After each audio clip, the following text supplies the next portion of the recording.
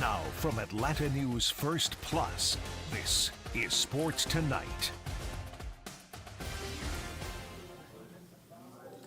Welcome into Sports Tonight. Bailey Burmaster alongside Ellie Parker tonight. We have some fun topics to talk about. Atlanta United gearing up for their home opener. We're going to give you an update on all the Hawks who are going through injuries at this point. Gladiators Thrashers night seemed like a big success, and will we ever get? And then there's topic 4, which and then we'll there's get topic to. 4. We're not even going to mention it because it's too good not to talk about. Let's start with Atlanta United. They started their season on the road, so they are facing off against. They faced off against the Columbus Crew in Columbus, lost 1-0. There was a lot of communication issues. Granted, they have a lot of new faces, not only in the defensive part, but the midfield as well. So they're still gelling.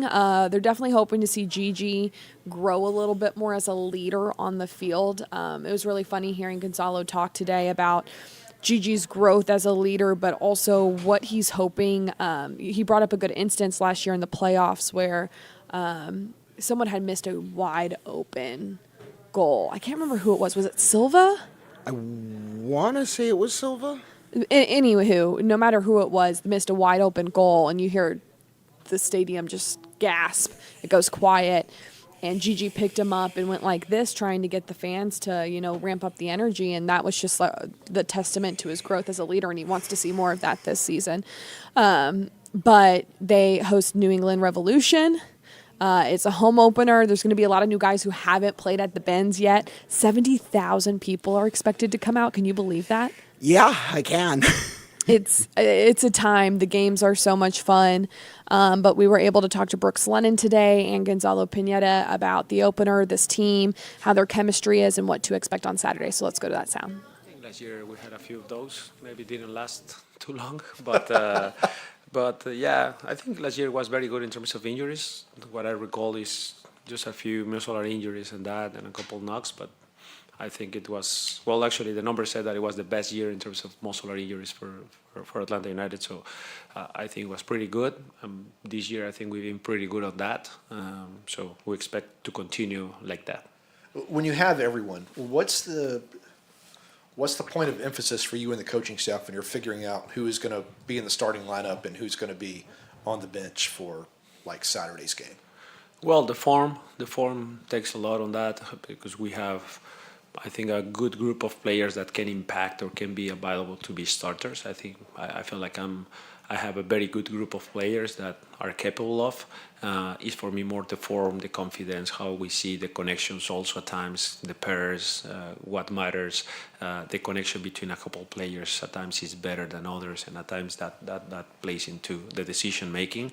But what I would say is there's competition. I can guarantee you there are a few positions where it's really hard to pick one or the other. But yeah, we'll try our best to pick the best lineup possible, and yeah, to have them sharp. I think now that we have everyone available, for us the emphasis is everyone is sharp, everyone is confident. So today, tomorrow, we will be focused on that. Buenas, Gonzalo. ¿Qué tal, Pepe? You have some new players, new faces, and some of them in some really key positions like central midfield and center back as well. You mentioned sharpness. How early do you expect to see this team playing as well as you want them? What is the expectation in your eyes? Like, this team better than anybody, but when will they be playing their sharpest football, do you think? Well, as you know, in football, that's hard to predict. I would say as soon as possible. It's the idea. Hopefully this Saturday we start to see some of the things that we have seen they doing in the training sessions in preseason. I think they are very good players. We have quality players, and they start to know each other a little bit better as well. We had a little spell last year with 10 games where we were pretty much the same, minus a couple reinforcements in the center back and the center mid, but pretty much it's the same team attacking. So we expect that cohesion to continue. It always grows. I mean, as a coach, you are never happy, and you never said, okay, this is the team. It's really hard. You're always looking for things to improve. So I would say that we expect the team to be at a very, very good level this Saturday, but from there, how much we can grow, I mean, time will tell. And I think I know the answer to this one, but there are now confirmed reports that there's a $20 million offer perhaps from Botafogo for Thiago Almada. You're going to get asked this a lot. What is the status there? What is your role in all this, knowing that this is something that's going to be a story throughout the year? Yeah, I mean, I wasn't aware of that. Again, I always deflect these type of things to Carlos because he's the one in charge of that. What I would say to the specific question, what is my role, is just making sure that Thiago is okay. There's a lot of rumors, there's a lot of distractions for a very young kid that his only scene is to love football and to play very good. So then he attracts a lot of attention, a lot of interest, and a lot of distractions in what is more important for him, which is playing football. So my only role in all this puzzle is making sure that Thiago is focused, that Thiago is concentrated, that Thiago is paying attention to the important things, and he deflects this to his agents, to his people, and then I do the same, deflecting this to Carlos. So Thiago and I were on the same page on the most important is Saturday, New England, and scoring a hat trick or putting a couple assists, and that's where I want Thiago. Hey, Coach. I'm curious, you're talking about the new faces, gelling, still getting your feet under you to get to play your best ball. How do you balance maybe playing more conservative versus seeing what you have? And I guess what I mean by that is an example with, you have a new face in Steon back there. Brooks loves to get up in the middle third and final third. Do you want him full throttling, making all those runs early on? Or, hey, be smart about your runs. Let's see what we have while we still all kind of get acquainted with chemistry and better understanding how each other plays? No, the straight answer is no. We don't like conservative. We want to go all in. We want to excite our fans. We want to play attractive football, and that means we take risks. For us, it's calculated risk, and which means we have attacking-minded fullbacks. The conservative side maybe comes in, okay, if Brooks goes, Caleb has to stay, and how we defend as we are attacking and defending the transition, protecting, preventing transition moments, but no restrictions for Brooks to go forward. We want him attacking. It's about timing to me, but I would say our mindset is not now to be conservative. Our mindset is to be more aggressive, actually. There was a lot made of, during training camp and whatnot and preseason about the chemistry of this team and gelling. Is it where you would like it to be right now going into the home opener? I think we're at a good spot. Again, I don't know if we are in our best yet. I mean, a lot of things happened there. I mean, whether Stian had a little bit of something and couldn't play a couple games, and Thiago not being part of any of it. Edwin Mosquera, who's another part that can be very good to unbalance opponents, wasn't there, was injured. Derek Etienne. So there were a couple of things that Gigi had a little bit of something too, so he couldn't play a couple games. So again, it wasn't like we had the full roster for the whole preseason and the chemistry is 100%. There are a couple of things. But I think we're in a very good place in terms of that. But I think as the season starts to progress, we're going to be better and better. That's my prediction. Yeah, we worked on ourselves. I think the focus on this year is, to focus on what we have to control in games, and we're really excited to play here. At the Benz on Saturday, and we're playing a great team in New England. They had a really good result last night in Champions League, and so we focused on us and what we can do to improve, and certain positions for different actions and things that we might see in the game against New England. So we were just training on that. Carlos Hill has had a lot of success against y'all in 8 matches. It's like 3 goals and 5 assists or something like that. What's the key to neutralizing him to increase the chances of y'all getting 3 points? Yeah, he's obviously a very dangerous player for them, and in the league in general. He's a world-class player. The focus is going to be heavy on him, especially when he's floating in areas. He's a player that likes to go kind of wherever he wants, so we need to make sure that we have eyes on him at all times, because he's done very well against us, like you said. And we're going to have a player like that, on every team that we're going to go up against. We're going to have world-class players. You see the league now, every team has very good players. So like I said, we're focusing on ourselves, not so much on our opponents this year, and how we can go into the game and control it and get 3 points. Hey, Brooks, you've been here long enough to perhaps identify if this year feels any different. It's early enough in the season to ask that question. Like, is there something to you that feels different about this team, about the expectations or what you guys are talking about internally? Yeah, I think every year you come in with a new group. I know this year there's been a lot of turnover, so we have a lot of new players that have come in, and I think the expectations are always the same with Atlanta United is to win trophies.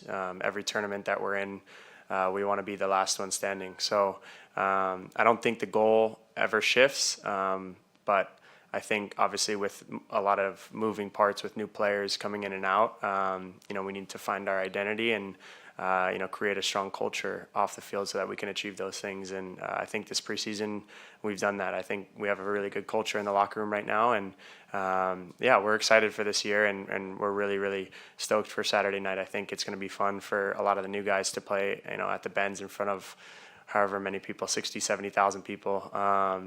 It just is the best atmosphere to play in front of. Hey, Brooks. Columbus was able to hit some big switches a couple of times against y'all. It created some chaos, especially on the goal. We saw that. How do you go about combating that going forward and make sure those switches don't affect y'all as much defensively? Yeah, I mean, Columbus is different than New England. They play with a back five. So that's going to be different. I don't think that threat is going to be as as serious as it was against Columbus because the way that they play, and that's, how they like to attack. New England's a little bit different in ways. They've got very good outside backs. We watched the goal over on film, and, we know how to, fix the mistake that happened. And now we look forward, and, we're really excited for Saturday. What are your thoughts on the U.S. Open Cup, and are you glad that Atlanta United is going to be competing in it this season? Yeah, I'm really glad. Every new opportunity you get for a new trophy is exciting, and that's a tournament that Atlanta United has won in the past, and we're looking to win it again. I think it's exciting to have us in the tournament, and we get to play against opponents that we might not be able to play because it's not in MLS. So, we're really excited to be involved. Any concern that with the addition of the Leagues Cup, just about schedule congestion and anything like that? Yeah, we know it's going to get congested at certain points of the season, and that's why we need everyone. Gonzalo harps on it all the time is we need everyone together. You never know when your minutes are going to come. So that's why training every single day is so important, taking care of yourself off the field.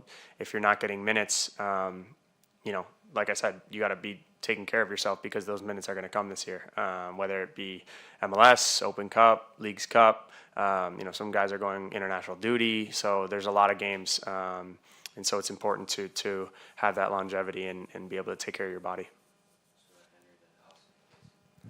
So one of the more interesting tactical wrinkles that developed in your play over the last year was when you would move up and kind of operate in the middle. Yeah. Has Gonzalo told you whether he wants you to kind of lean into that a bit more? What does he want you to kind of work on?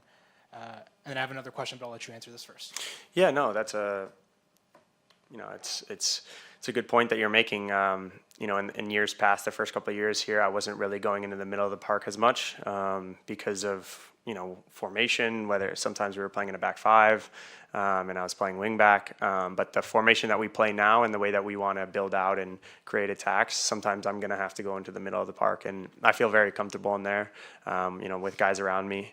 And I think I can create a threat for the opponent because, it's tough to mark a guy that is not normally in those positions. So it, either I'm free or it frees up space for somebody else. And that's something that I harp on as well, is making unselfish runs for my teammates, making runs in behind, and maybe the ball goes over my head and to our winger that has a little bit more space. So, I'm really excited to continue that role. And then my other question is, you're now playing alongside Stian on the back line. How's it been just kind of communicating with him? Are y'all like understanding each other, the way y'all move? How's that been developing? Yeah, it's been great. It's a new relationship, so with any new relationship, you have to work on certain things with chemistry, things like that. And I like to let him know on a daily basis kind of what I like, the passes that I like, the positions that I'm normally going to be in, so that, when he has the ball or even before he gets the ball, he knows kind of where I'm going to be. The progression has been really good. Obviously, it's going to take a little bit more time, to get that bond that I had with Miles. I think the bond that I had with Miles, I knew no matter where I was on the field, I knew where he was going to be and vice versa. So I'm creating that bond with Stian now, and it's really good. I love him as a player. I think he's a really good defender.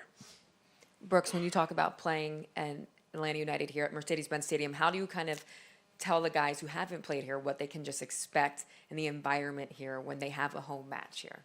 Yeah, it's so exciting. That's one of the best ways to get somebody to Atlanta United is to explain to them the stadium, the atmosphere, the fans that we have. I think that's, Gio is one of my best friends on the team, and I think one of his main decisions on why he came to Atlanta United was because of all three of those reasons: the stadium, the fans, the atmosphere.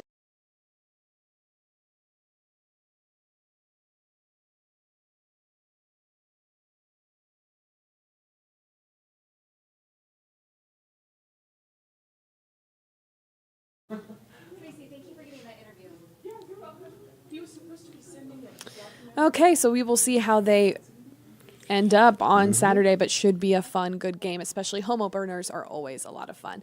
Let's get to the next topic, the Hawks, Jalen Johnson. So they've been dealing with injury after injury. Jalen Johnson came down, kind of rolled his ankle last night. How many games has this team played with, like, their normal starting five? Because it's Onyeka Okongwu. They've Clint started. Capella has been injured. Trae Young is now injured. Jalen Johnson is now injured. They've started more games without their starting five than they've actually played with them. I know that's the case because, let's see, Onyeka's still out. He is getting out of his boot and will be reevaluated as such in 7-10 days or so. And Kobe Buffkin is now in a boot. Yes, and he's so not a starter. He'll be evaluated. And then Jalen Johnson's, I can't remember if it said he had an MRI or not, but Yes, it was it was X-rays. It was negative. So he's day-to-day, but did not travel with the team to Memphis and is working through an ankle sprain. He looked like he was in a lot of pain last night, so just something worth watching. All right, let's talk a little bit about hockey. Are you a hockey fan? I can't remember if we've been over this. I'm sorry. I feel like we were. Oh, yeah, you're a Blackhawks fan. That's right. No, okay. no. Kraken fan. Kraken. That's we right. have been over this on air. I'm sorry. I have I have Nemo brain, okay? Or Dory brain, I guess I should call it. But so the Gladiators hosted their Thrashers night, was a massive success. Let's just go over the broad topic of yay or nay for hockey back in Atlanta. Not happening. Please shut up. It's not happening so long as Gary Bettman is NHL commissioner. If he wanted NHL hockey in Atlanta to work, he would make it happen. Go look at Arizona. That franchise has been a disaster for 20 years, and they're still there. Yep. They don't have an arena. They're playing in a 4,000-seat college hockey arena. And they're still there because Bettman wants them there. If Bettman wanted NHL hockey here, it would be here. I think the people backing the idea of bringing another team here have the right idea. They have the right mindset. They want to give it another go. We did talk to people in Forsyth who basically said they talked to the NHL and that the NHL told them that they don't have a black guy. But it was only a few months ago that the NHL Commissioner Bettman said, listen, it's not on the agenda right now. We'll see if it progresses. Nonetheless, you're stuck with the Atlanta Gladiators. And what they do. You can watch all those games right here on Peachtree Sports Network. Our Scott Pennyman went out there to catch up with them. So let's hear what some of the Gladiators had to say about their season with a roster that is very, very young.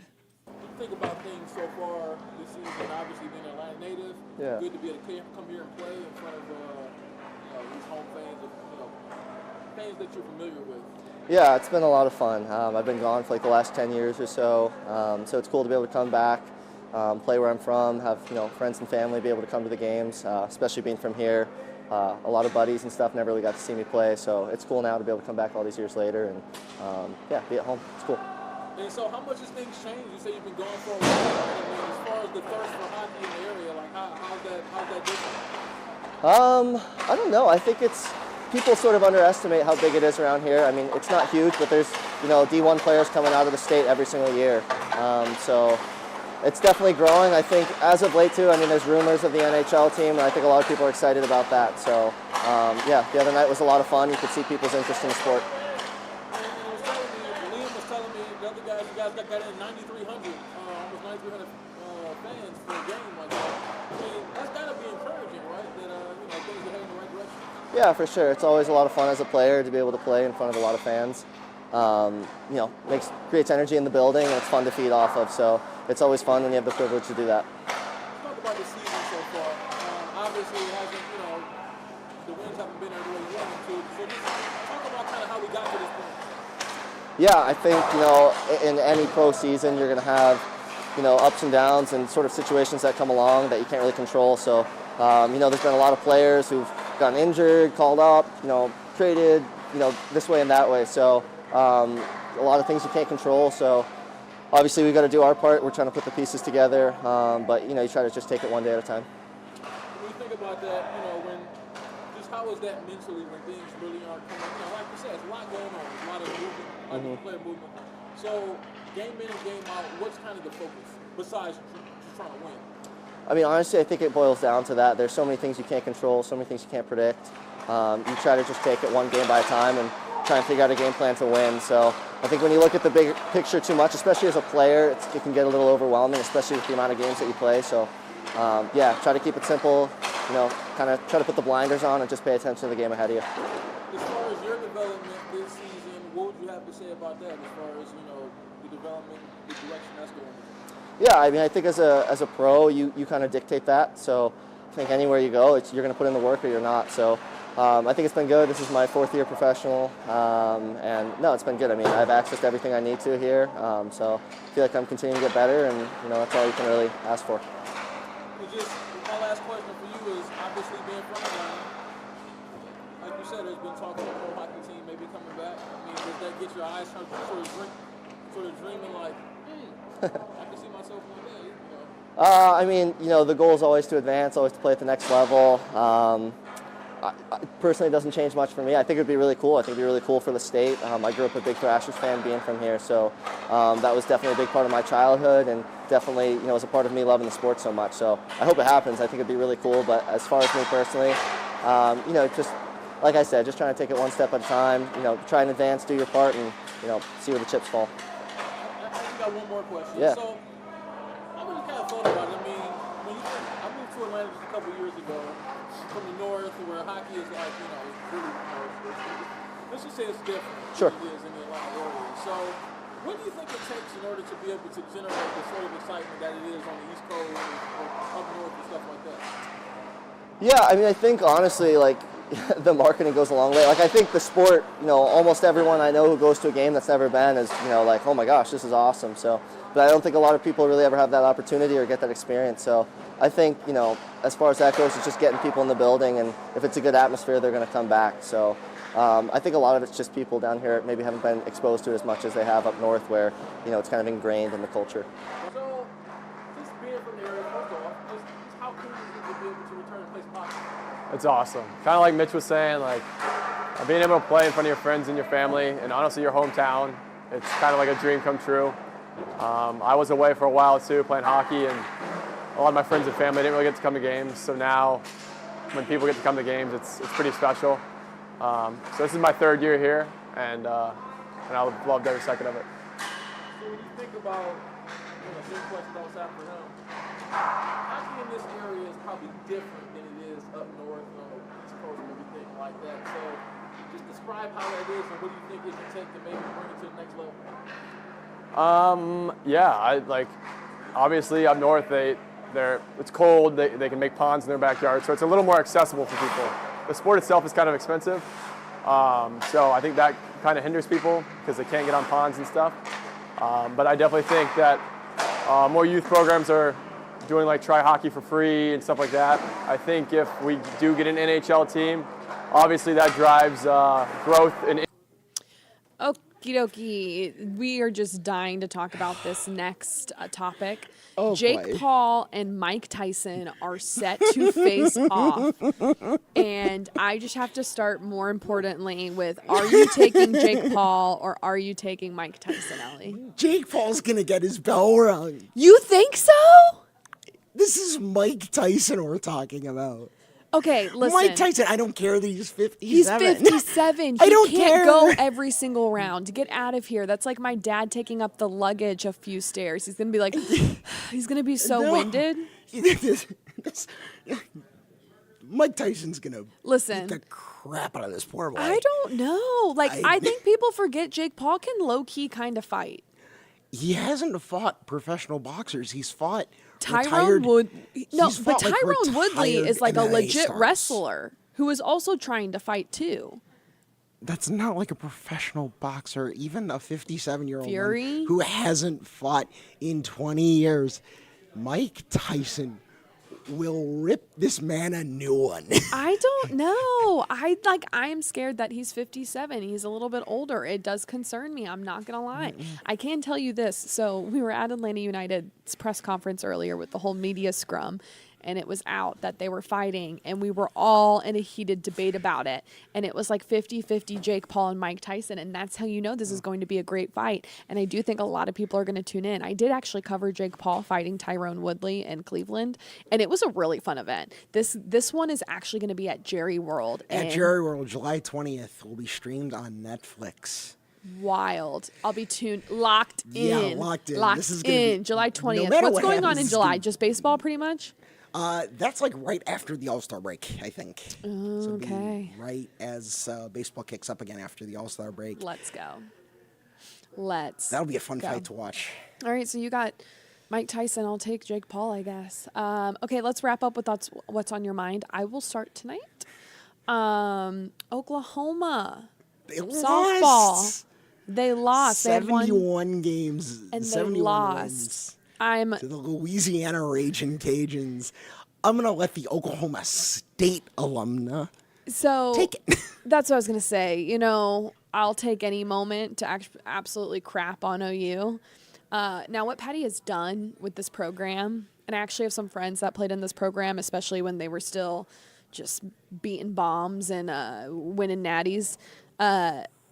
I have a lot of respect for that program. I really do. And Patty's an elite coach, and what she's able to do and turn players and get them to buy in and just keep producing these top tier softball players is wild. But now it's snapped and it's back to reality. I think that will humble them a little bit and will probably propel them to their next national championship, to be frank. Like, it's not going to work out in a bad way. So, just always remember, go Pokes. As for what's on my mind, our news director, Kim Saxon, our lovely news director, told me to calm down a bit after my tirade. Where's the note? Did you put it on your desk? She. Oh my God! Did she actually put it on the? Give it to me. Give it to me. Oh yeah. Calm down. It will be okay. After my little tirade about the NHL coming or not coming, as I believe, to Atlanta. As you can tell, I get a little bit heated about things. We should Just start a doing little. this. We should come up with notes that we can just, like, whenever we don't want to talk, we can just pop it up. You know, like, I'm not answering this question on the 5th, or like maybe there's a segment there. I gotta do some brainstorming because it might be good for another segment. Oh my God, that would be lovely. And you're lovely too, dear viewer. It has been Sports Tonight. For Bailey Burmaster, I'm Ellie Parker. See you next time.